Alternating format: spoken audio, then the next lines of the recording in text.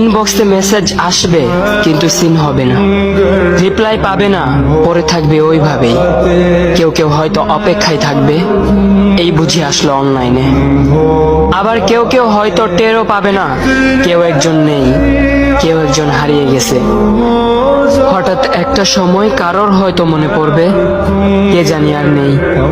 কষ্ট করে নামটা সার্চ করবে, পুরনো ভিডিওগুলো দেখবে আর ভাববে হুট করে কোথায় চলে গেল।